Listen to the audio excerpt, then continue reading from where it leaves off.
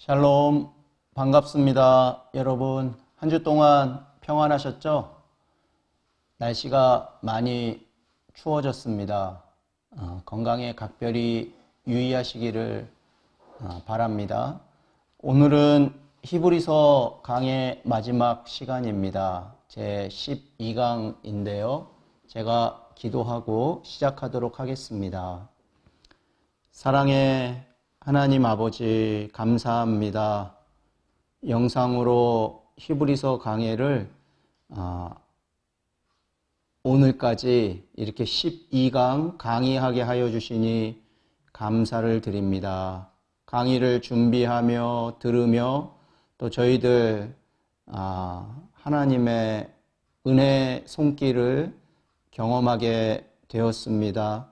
사랑의 하나님 아버지, 오늘 마지막 강의 시간에도 함께하여 주셔서 베풀어 주셨던 그 은혜를 또다시 경험하는 그런 귀한 시간 되게 하여 주옵소서. 오늘 마지막 강의도 주님께 온전히 의탁드리며 사랑의 예수님의 이름으로 기도드립니다. 아멘. 오늘은 히브리서 마지막 강의 시간입니다. 12번째 시간인데요. 감회가 새롭습니다. 오늘 강의는 히브리서 12장 1절부터 13절까지 믿음과 하나님의 단련에 수반되는 인내에 대해서 강의하고, 그리고 히브리서 13장 1절부터 6절까지 개인의 삶으로 드리는 예배에 대하여 강의함으로써 히브리서 전체 강의를 마치고자 합니다. 먼저 히브리서 12장 1절에서 3절까지의 말씀, 믿음의 완전한 모본이신 예수님에 대하여 살펴보도록 하겠습니다. 히브리서 12장 1절에서 3절까지의 말씀, 이 본 단락은 히브리서 11장에 소개되었던 믿음의 선진들, 모본들이죠. 그 모본들에 대한 칭송의 정점으로서의 기능을 합니다. 더불어 히브리서 10장 36절에서 39절까지 말씀에서 도입되었던 믿음과 인내라는 주제를 강화해 주는 그런 기능을 하고 있습니다. 본 단락은 경기장에서 시행되는 달리기 경주 그림을 통해 믿음과 인내에 관한 권면을 효과적으로 기술해 나가는데요. 본 단락을 시작하는 1절의 접속사 이름으로는 11장과 본 단락 사이에 긴밀한 관계를 부각시켜 줍니다. 또한 문장 초두의 인칭대명사 우리는 본 단락이 11장 40절에 우리를 이어받고 있음을 부각시켜 줍니다. 지금까지 경주자들이 구약시대 믿음의 영웅들이었다면 이제는 우리가 그 경주를 완주해야만 합니다. 그 경주를 완주하기 위하여 우리가 경기장에 서 있는 그런 그림 언어로 표현되고 있는 것입니다. 구약시대 믿음의 영웅들은 자신들의 경주를 성공적으로 마쳤습니다.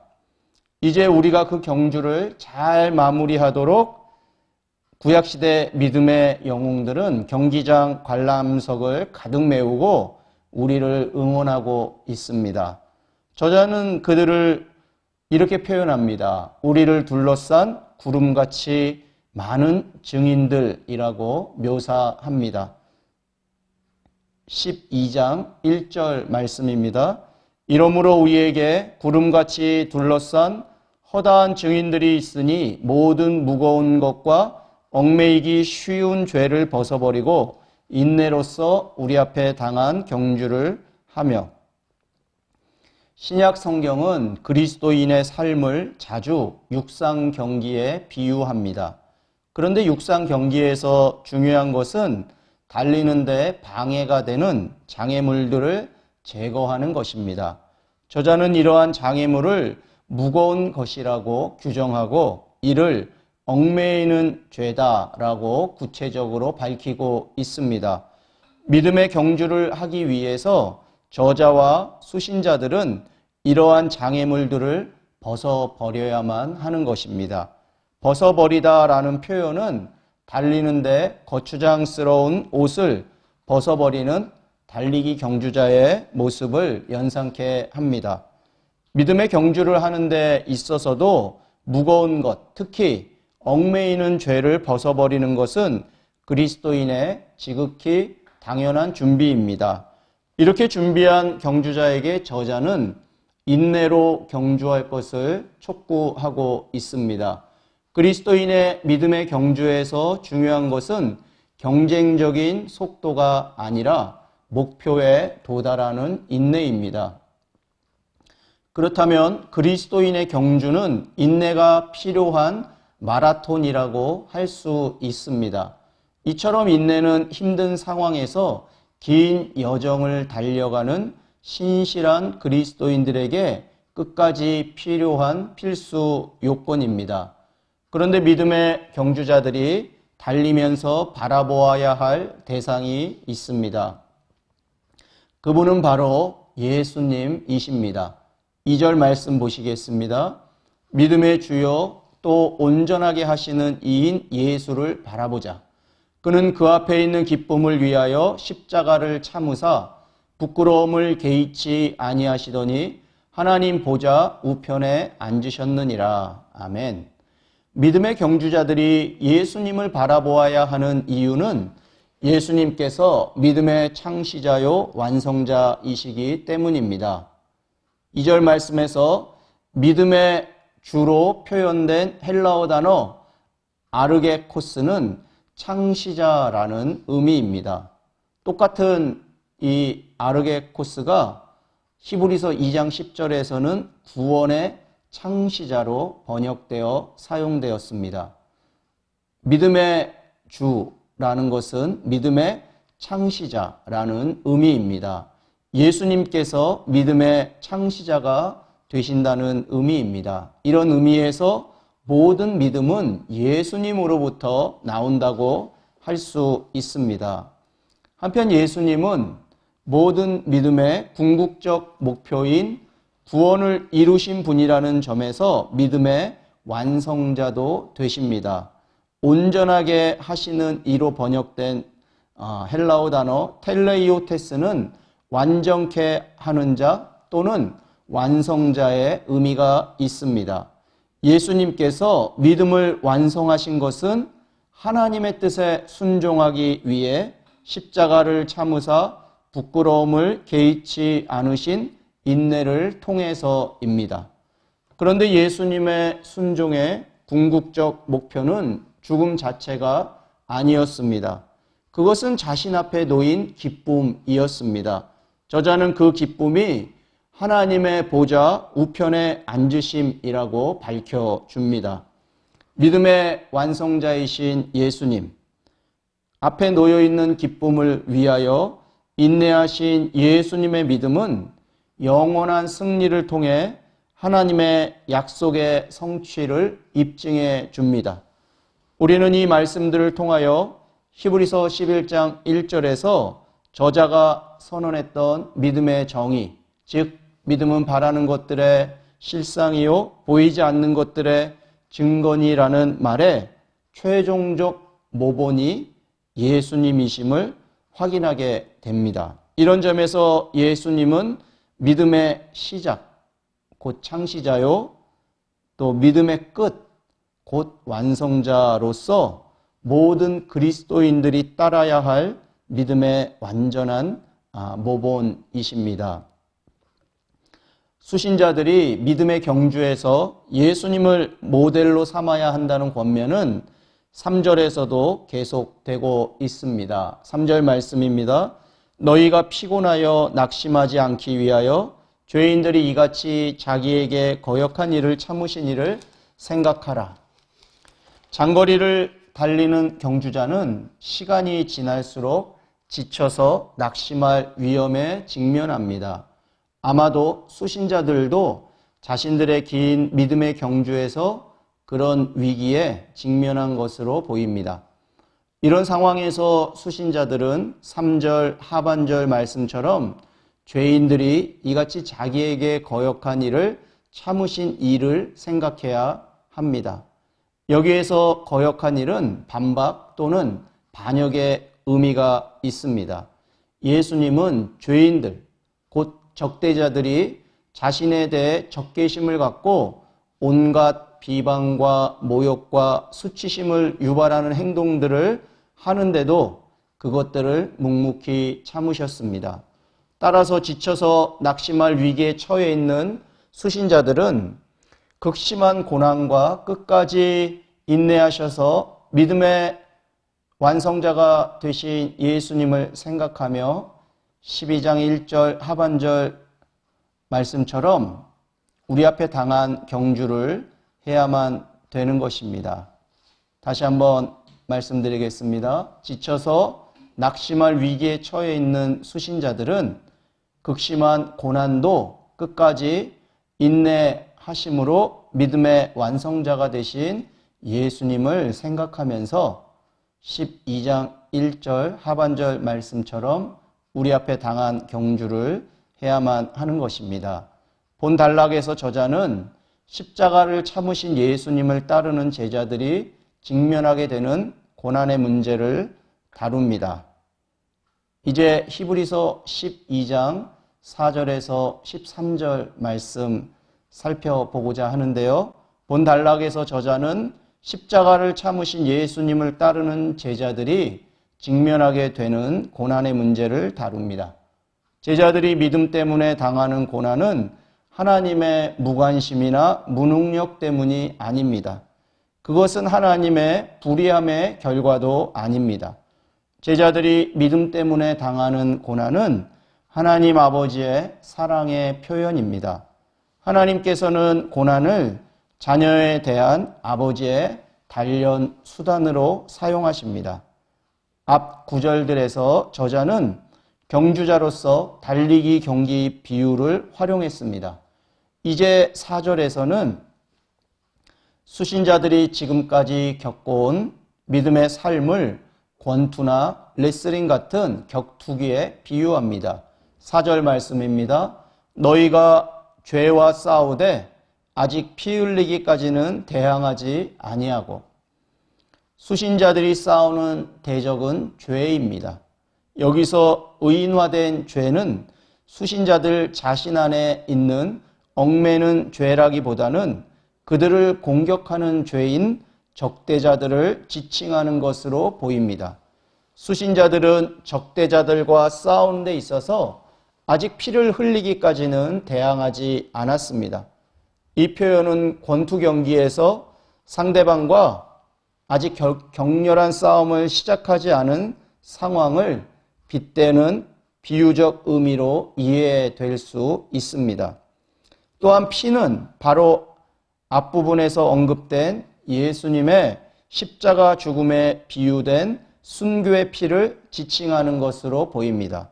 그럴 경우 저자의 이와 같은 언급은 수신자들이 이미 다양한 고난을 경험하기는 했지만 아직 예수님처럼 순교의 피를 흘리지는 않았음을 의미합니다. 수신자들의 경험을 기술한 저자는 이제 그들의 영적 태도에 대한 책망 어린 질문을 던집니다. 5절 말씀입니다. 또 아들들에게 권하는 것 같이 너희에게 권면하신 말씀도 잊었도다. 일러스되 내 아들아 주의 징계하심을 경히 여기지 말며 그에게 꾸지람을 받을 때에 낙심하지 말라. 5절 말씀은 잠언 3장 11절 12절 말씀을 인용한 것입니다. 원래 이 잠언의 권면은 잠언 저자가 자기 아들에게 해준 것입니다. 그런데 히브리서 저자는 이 개인적 권면을 하나님께서 당신의 모든 아들들 곧 수신자들에게 주신 것으로 간주합니다. 5절 하반절에서 징계라고 번역된 헬라어 단어 파이데이아는 교육, 양육, 훈련의 의미가 있습니다. 교재에서는 단련이라고 표현하고 있습니다. 5절은 하나님의 단련에 대해 두 가지 상반된 형태의 잘못된 반응들이 나타날 수 있음을 지적합니다. 그 첫 번째는 주님의 단련을 가볍게 여기는 반응입니다. 아마도 수신자들은 자신들이 받고 있는 단련으로부터 영적으로 교훈받기를 소홀히 하였던 것 같습니다. 두 번째는 주님께서 책망하실 때에 낙심하는 반응입니다. 3절에서 저자는 수신자들이 낙심하지 않도록 권면했었습니다. 이로 미루어 볼 때 수신자들은 하나님께서 그들의 잘못을 깨닫도록 하시기 위해 그들에게 내리신 고난 때문에 낙심할 위험에 직면해 있었던 듯 합니다. 이어서 인용구의 후반부인 6절 말씀 보시겠습니다. 6절 말씀은 아들들에 대한 아버지의 사랑의 관점에서 하나님의 단련을 설명합니다. 6절 말씀입니다. 주께서 그 사랑하시는 자를 징계하시고 그가 받아들이시는 아들마다 채찍질 하심이라 하였으니, 아들을 진정으로 사랑하는 아버지는 아들을 엄격하게 단련하고 잘못에 대해 회초리를 아끼지 않습니다. 하나님께서도 우리를 사랑하시기에 우리를 엄격하게 단련하시고, 따라서 하나님께서 매로 때리심은 우리를 사랑하는 아들들로 받아들이신다는 사실을 확증해 줍니다. 그렇다면 우리가 하나님의 단련과 매로 때리심에 직면할 때 낙심하거나 그것을 가볍게 여겨서는 안 된다는 것입니다. 왜냐하면 우리가 하나님께서 사랑하시는 아들이기 때문입니다. 7절부터 저자는 위의 인용구를 수신자들에게 적용합니다. 그는 먼저 단련을 위해 인내하여라 라고 명령하는데요. 7절 말씀입니다. 너희가 참음은 징계를 받기 위함이라. 하나님이 아들과 같이 너희를 대우하시나니 어찌 아버지가 징계하지 않는 아들이 있으리요. 여기서 단련을 위해서는 인내가 필요하다는 점이 부각됩니다. 저자는 단련을 강조하기 위해 부정적 답변을 기대하는 수사적 질문을 던집니다. 아버지가 단련하지 않는 아들이 어디 있느냐? 이 질문은 단련이 아버지와 아들 관계의 필수 요소임을 강력히 부각시켜 줍니다.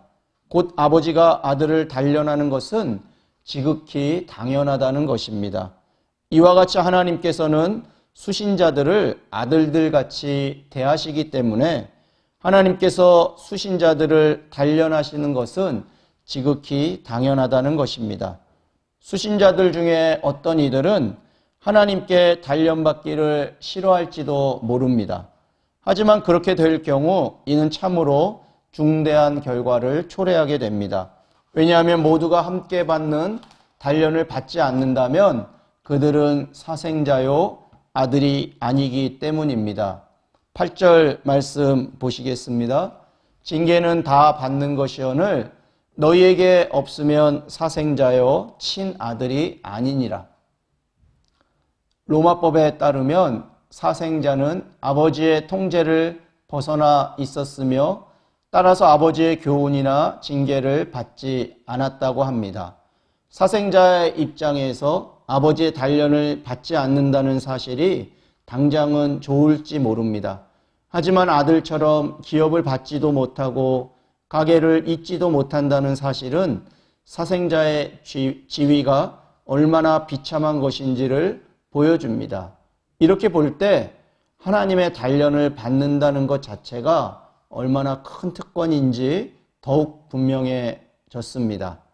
하나님의 단련을 받는 것이 당장은 힘들어 보여도 결국은 그것이 하나님의 아들들의 지위와 특권을 이렇게 확증해 주기 때문이라 할 수 있습니다. 9절 말씀은 부자 관계의 비유를 좀 더 진전시켜 줍니다. 9절 말씀입니다. 또 우리 육신의 아버지가 우리를 징계하여도 공경하였거든 하물며 모든 영의 아버지께 더욱 복종하며 살려 하지 않겠느냐. 이어서 10절 말씀도 읽도록 하겠습니다. 그들은 잠시 자기의 뜻대로 우리를 징계하였거니와 오직 하나님은 우리의 유익을 위하여 그의 거룩하심에 참여하게 하시느니라.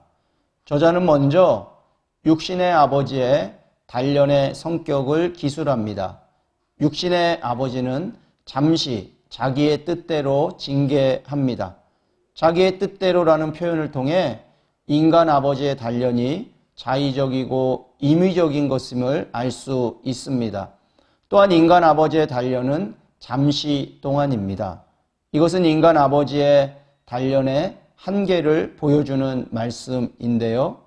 인간 아버지의 단련의 한계와 비교하여 저자는 하나님의 단련의 성격을 기술합니다. 10절 하반절 말씀 다시 읽어보겠습니다. 오직 하나님은 우리의 유익을 위하여 그의 거룩하심에 참여하게 하시느니라. 아멘. 하나님의 단련은 인간 아버지와 달리 자의적이거나 임의적이지 않고 객관적으로 우리의 유익을 위한 것입니다. 저자는 그 유익을 하나님의 거룩함에 참여하는 것이라고 규정합니다. 아들이 아버지를 닮는 것은 당연합니다. 따라서 그리스도인들이 자신들의 아버지이신 하나님의 거룩함에 참여하는 것은 마땅히 기대되는 바입니다. 그런데 이 거룩함에 참여하도록 하기 위해서 하나님께서는 단련을 활용하신다라는 것입니다. 이어서 11절 말씀 보시겠습니다. 무릇 징계가 당시에는 즐거워 보이지 않고 슬퍼 보이나 후에 그로 말미암아 연단받은 자들은 의와 평강의 열매를 맺느니라. 모든 단련이 그 당시에는 즐거움이 아니라 괴로움으로 보입니다. 하지만 그리스도인의 관심은 단련을 받는 그 당시에 머물러서는 안 됩니다. 진정한 믿음의 통찰력은 그 괴로운 단련의 진정한 유익, 즉 궁극적 결과를 내다보도록 해줍니다. 저자는 단련의 유익을 열매 비유를 통해 기술하는데요. 11절 하반절 말씀 다시 한번 읽어보도록 하겠습니다. 그로 말미암아 받은 자들은 의와 평강의 열매를 맺느니라. 아멘. 의는 믿는 자에게 주어집니다. 평화는 공동체의 삶에 있어서 필수적인 요소입니다. 이러한 열매들은 단련으로 훈련된 자들에게 주어지는 것입니다. 운동 경기를 앞둔 선수는 음식을 절제할 뿐 아니라 고된 훈련의 과정을 감내해야 합니다. 이처럼 훈련된 자라야 운동 경기에서 목표를 이룰 수 있다는 사실은 누구나 아는 상식입니다. 그런데 이러한 상식은 영적 단련에서도 예외가 아닙니다. 단련으로 훈련되지 않는 한 의와 평강의 열매는 기대할 수 없습니다.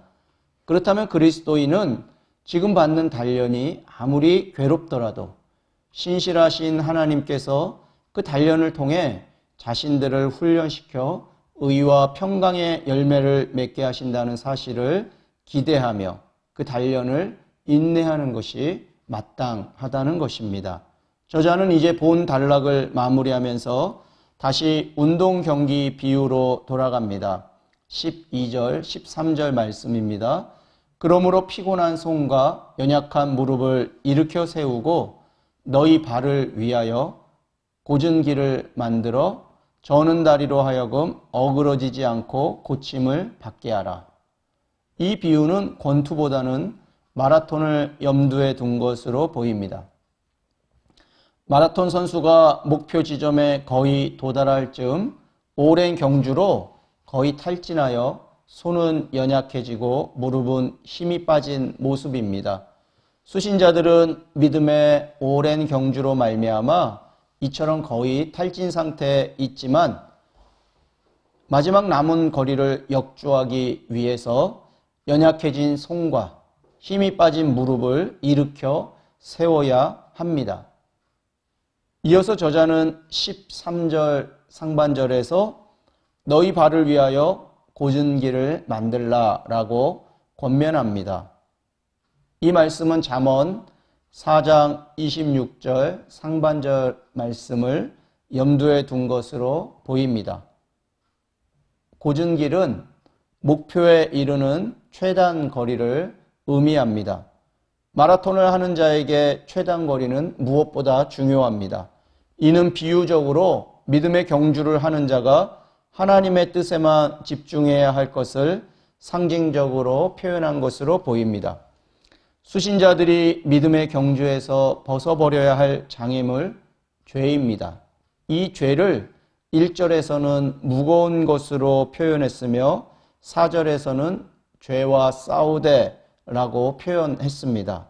수신자들은 믿음의 경주에서 더는 죄로 말미암아 좌로나 우로나 치우쳐서는 안 되며 오직 의와 평강의 열매를 맺는 목표에만 집중해야 합니다.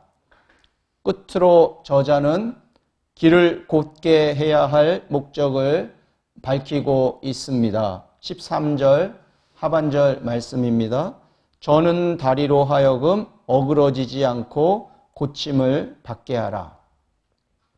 수신자들은 손이 연약해지고 무릎에 힘이 빠진 결과 제대로 달리기를 하지 못하고 다리를 저는 상태에 빠져 있습니다. 이는 현재 수신자들의 상태의 심각성을 부각시켜 주는데요.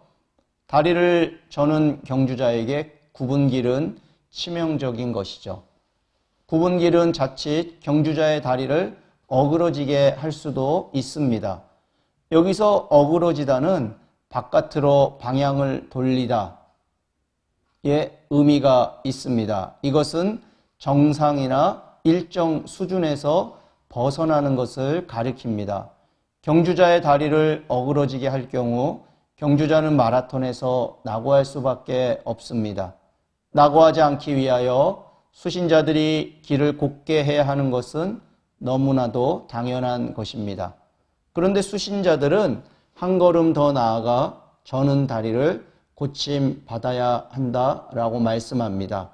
마라톤을 완주하는데 저는 다리는 적합하지 않기 때문입니다. 그러기에 믿음의 경주를 완주하기 위해서는 저는 다리를 고침받아야만 하는 것입니다. 이제 히브리서 12장 말씀을 마치고요.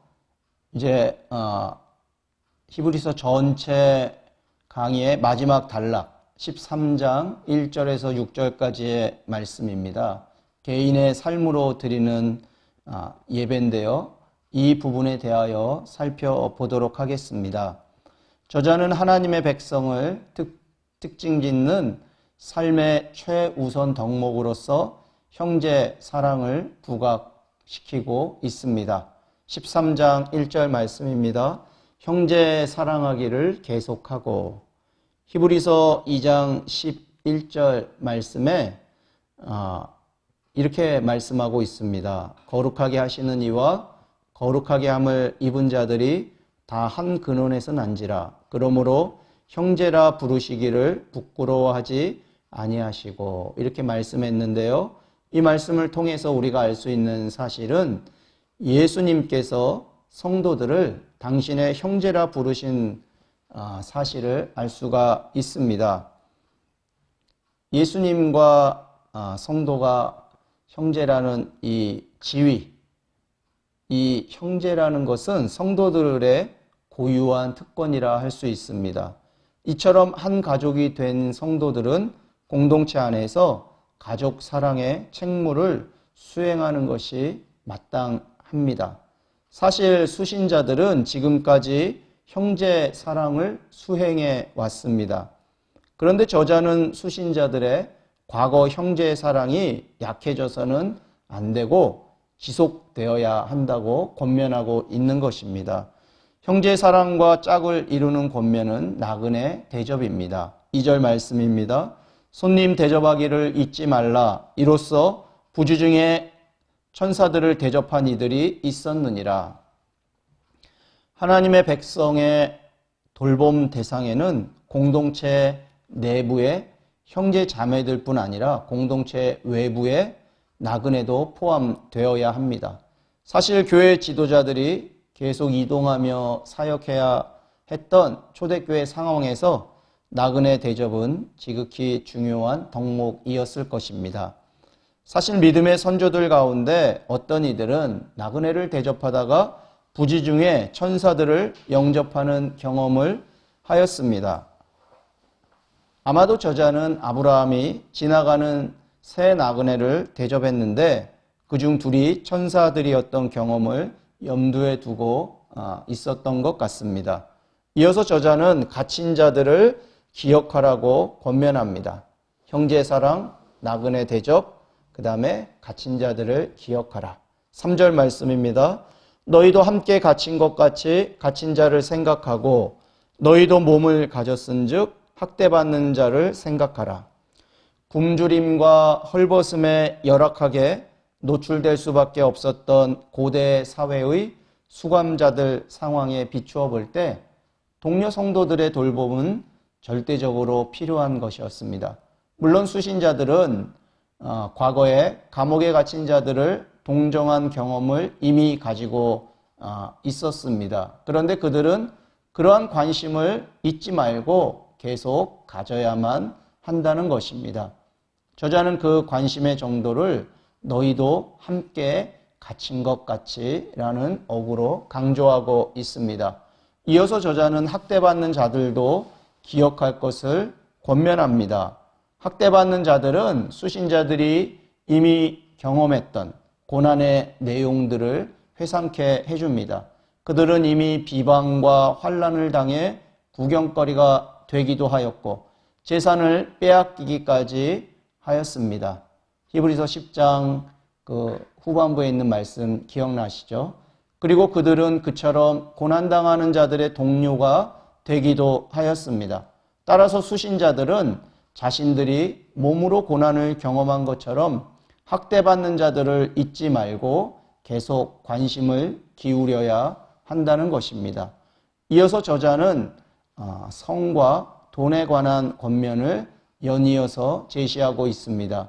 이 두 가지 윤리적 교훈들은 유대교와 초대교회뿐 아니라 그리스 로마 세계에서도 흔히 연결된 형태로 제시되곤 하였습니다. 세욕과 탐심은 공동체의 성결을 더럽히는 매우 위험한 요소입니다. 따라서 자신의 삶으로 하나님께 예배드리는 자는 누구든지 세욕과 탐심을 경계함으로써 자신을 성결하고 거룩하게 지키는 것이 필수적입니다. 저자는 먼저 성과 관련하여 권면합니다. 4절 말씀입니다. 모든 사람은 결혼을 귀히 여기고 침소를 더럽히지 않게 하라. 음행하는 자들과 간음하는 자들을 하나님이 심판하시리라. 저자는 이 권면을 가족관계 관점에서 접근합니다. 결혼은 하나님께서 세우신 제도이고 따라서 하나님의 백성이 그 제도를 존중하는 것은 지극히 당연합니다. 이와 더불어 침소를 더럽히지 않게 하라라는 권면은 결혼을 귀히 여기라는 권면의 구체적 의미를 밝혀줍니다. 오늘날처럼 수신자들 당시에도 결혼 관계를 떠나서 부적절한 성행위가 사회적으로 만연되어 있었던 것 같습니다. 하지만 그리스도인들에게는 세속적인 윤리 기준이 적용되어서는 안 될 것입니다. 왜냐하면 하나님께서 음행하는 자들과 간음하는 자들을 심판하실 것이기 때문입니다. 사실 예수님은 복음서에서 정욕을 품고 여인을 바라보기만 하여도 이미 마음속에 간음하였다라고 선언하셨습니다. 그렇다면 하나님께서 육체적으로 간음하는 자들을 심판하시는 것은 너무나도 당연하다 할 수 있습니다. 이어서 저자는 탐욕과 관련하여 권면합니다. 5절, 6절 말씀입니다. 돈을 사랑하지 말고 있는 바를 족한 줄로 알라. 그가 친히 말씀하시기를 내가 결코 너희를 버리지 아니하고 너희를 떠나지 아니하리라 하셨느니라. 그러므로 우리가 담대히 말하되 주는 나를 돕는 이시니 내가 무서워하지 아니하겠노라. 사람이 내게 어찌하리요 하리라. 여러분, 돈을 사랑하지 않는 삶을 살아라 라는 권면은 당시 윤리적 가르침의 중요한 항목이었다고 합니다. 수신자들은 자신들의 재산을 빼앗기는 것도 기쁨으로 당했던 자들이었습니다. 그런데 어쩌면 그러한 과거의 경험 때문에 앞으로 다가올 박해 대비해서 그들 사이에 돈에 대한 관심이 고조되고 있었는지도 모릅니다. 하지만 돈을 사랑하는 경향은 하나님을 예배하는 자에게 마땅히 기대되는 형제 사랑을 위축시키기 마련입니다. 이와 관련된 말씀이 히브리서 13장 16절 말씀인데요. 히브리서 13장 16절 말씀 보시겠습니다. 오직 선을 행함과 서로 나누어 주기를 잊지 말라. 하나님은 이 같은 제사를 기뻐하시느니라. 하나님께서 기뻐하시는 제사, 선을 행하고 서로 나누어 주는 것이라고 말씀하고 있습니다. 5절에서 돈을 사랑하지 말고 있는 바를 족한 줄로 알라라고 말씀했는데요. 있는 바를 족한 줄로 알라라는 말씀은 앞에 권면인 돈을 사랑하지 말라라는 말씀을 강화시켜주는 그런 말씀이라 볼 수 있습니다. 스스로 가진 것에 대해서 만족하지 못하는 자들은 자신을 위해 더 많은 것을 추구하기 때문에 형제를 위해 나눌 수가 없는 것입니다. 그런데 수신자들이 만족하는 근거는 스스로 가진 것이 많은 데 있는 것이 아니라 하나님의 돌보심에 있습니다. 저자는 이러한 사실을 구약 성경 말씀을 인용함으로 확증해 줍니다. 내가 결코 너희를 버리지 아니하고 너희를 떠나지 아니하리라. 이 말씀은 신명기 31장 6절과 31장 8절 말씀을 인용한 것으로 보입니다.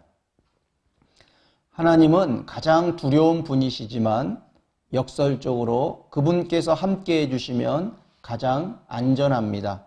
이처럼 안전을 보장해 주시는 하나님을 신뢰하는 자는 자신이 가진 것의 많고 적음을 떠나서 형제의 필요에 대해 관대하게 나눌 수 있습니다. 이어서 저자는 하나님의 돌보심 약속에 대해서 기대되는 그리스도인의 반응으로 권면을 마무리합니다. 그 기대되는 반응으로 시편 118편 6절 말씀을 인용하는데요. 주는 나를 돕는 이시니 내가 무서워하지 아니하겠노라. 사람이 내게 어찌하리요. 본 인용구는 어려움 가운데서 하나님의 보호를 경험한 시편 저자의 고백을 담고 있습니다. 시편 저자는 과거에 자신을 보호하신 하나님께서 지금도 돕고 계시기 때문에 두려워하지 않을 것임을 담대히 선포합니다. 하나님의 백성이 두려워해야 할 대상은 오직 하나님 한 분뿐이십니다. 하나님께서는 두려움으로 당신을 예배하는 자들을 도와주십니다. 그리고 하나님의 도움은 사람에 대한 두려움을 제거해 줍니다. 그래서 하나님의 도움을 입는 그리스도인들은 시편 저자와 더불어 사람이 나에게 무엇을 하겠느냐? 사람이 내게 어찌하리요라는 승리의 수사적 질문을 던질 수 있는 것입니다.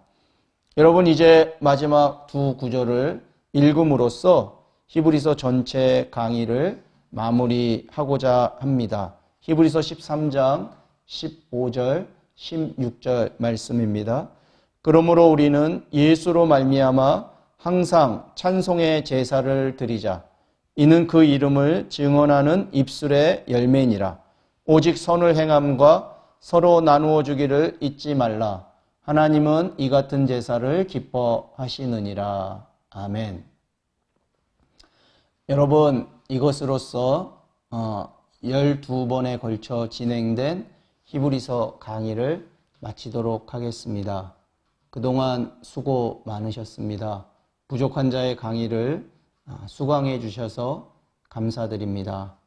하나님께서 기뻐하시는 삶의 예배를 드리는 저와 여러분이 되기를 소망합니다. 날씨가 많이 추운데요. 주 안에서 더욱 강건하시고 또 이 코로나 시대에도 하나님이 주시는 평강 가운데 은혜의 삶을 누리시기를 간절히 소망합니다. 감사드리면서 제가 간단히 기도하고 마치도록 하겠습니다. 사랑의 하나님 아버지,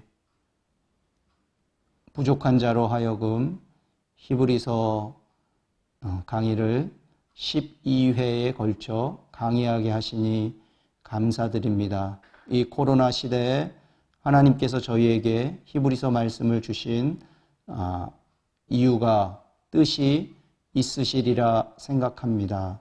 하나님, 저희들에게 말씀하셨사오니 저희들이 잘 새겨듣고 그 말씀대로 순종하며 믿음과 인내로 이 시대를 살아가는 삶의 예배자가 되게 하여 주옵소서. 지금까지 모든 것을 주관하시고 인도하시며 함께하신 하나님께 감사와 찬송과 영광을 올려드리며 사랑의 예수님의 이름으로 기도드립니다. 아멘.